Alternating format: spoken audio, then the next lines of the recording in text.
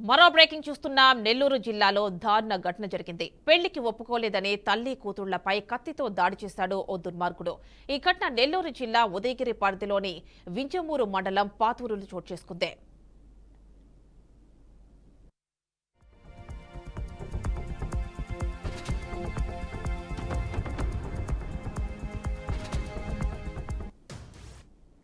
ఈ ఘటనలో తల్లి కూతుళ్లిద్దరికీ తీవ్ర గాయాలయ్యాయి. దీంతో హాస్పిటల్కి స్థానికులు తరలించారు. పూజితకు వివాహ సంబంధాలు చూస్తుండటంతో ఆగ్రహించిన నాగార్జున ఆమె ఇంటికి వెళ్లి కత్తితో దాడి చేశాడు. కూతుర్ని కాపాడేందుకు ప్రయత్నించిన తల్లి మంగంపై కూడా దాడి చేయడంతో ఇరువురికి తీవ్ర గాయాలయ్యాయి. ఇక ఈ ఘటనపై కేసు నమోదు చేసి దర్యాప్తు చేస్తున్నారు పోలీసులు.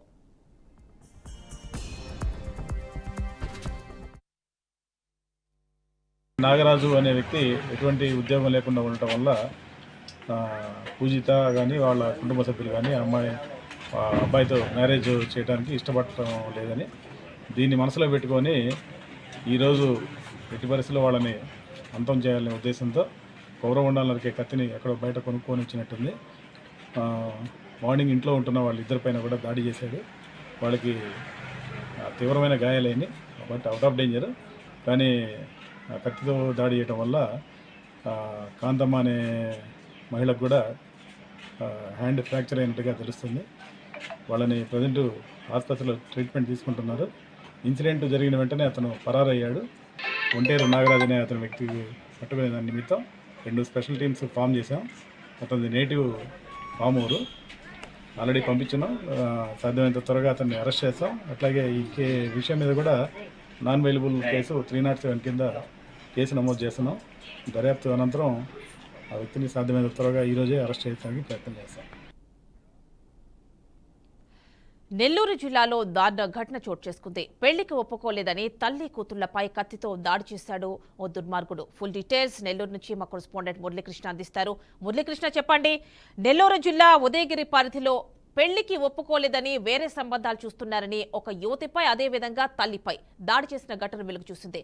చెప్పండి, ఎవరి నాగార్జున, ఏమిటి ఫుల్ డీటెయిల్స్ ఇవ్వండి. అయితే ఏమని వింజమూరులో అయితే తల్లి కూతుళ్ల పైన దాడి చేసిన ఘటన ఇవాళ వెలుగులోకి వచ్చింది. కాంతమ్మ అనే మహిళ, అదేవిధంగా ఆమె కుమార్తె పూజిత పైన నాగరాజు అనే వ్యక్తి దాడి చేశాడు. ఒక టెంకాయలు నరికేటటువంటి ఒక కత్తి తీసుకొని దాడి చేయడంతో తీవ్ర గాయాలపైనటువంటి కాంతమ్మను స్థానికులు సకాలంలో స్పందించి ఆసుపత్రికి తరలించి చికిత్స అయితే అందిస్తున్నటువంటి పరిస్థితి ఉంది. పోలీసులు చెప్పినటువంటి వివరాల మేరకు ఎవరైతే పూజిత అదేవిధంగా నాగరాజు గడిచినటువంటి కొంతకాలంగా ప్రేమలో ఉన్నారు.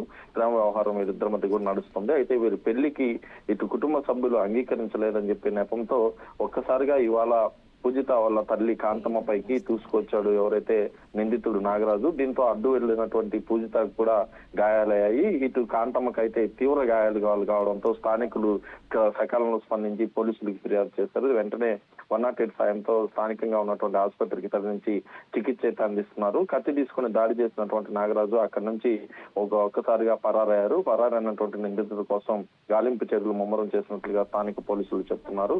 అయితే ఈ ఘటన పైన కేసు నమోదు చేసినటువంటి పోలీసులు దీన్ని తీవ్రంగా పరిగణించి 4 బృందాలతో వెంటనే నాగరాజుని వెతికి ఖచ్చితంగా పట్టుకొని కఠిన శిక్ష అయితే విధిస్తామని చెప్పి పోలీసులు చెప్తున్నారు. మరోవైపు కాంతమ్మకి మాత్రం ప్రస్తుతం కోలుకుంటున్నట్లుగా తెలుస్తోంది. అటు కుమార్తె పూజిత స్వల్ప గాయాలతో ప్రస్తుతం అయితే కోలుకుంటుంది. మరి మురళీకృష్ణ, పోలీసులు ఏమంటున్నారు? మరి ఎక్కడున్నట్టుగా తెలుస్తోంది? ఎవరైతే ఈ దాడికి పాల్పడ్డాడో ఈ యువకుడు? నాగరాజు అనే యువకుడు దాదాపు ఉదయాన్నే దాడి చేసి కత్తి తీసుకొని దాడి చేసి అక్కడి నుంచి పరారైనట్లుగా తెలుస్తోంది. ఉదయగిరి తాలూకా ప్రాంతంలోనే ఇతను ఉంటాడు.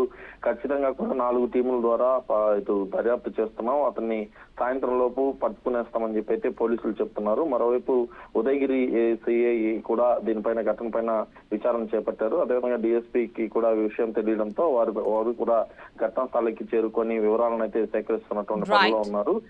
మొత్తం మీద నాగరాజు అయితే ఖచ్చితంగా పట్టుకుంటామని చెప్తున్నారు. Right Muralikrishna, thank you.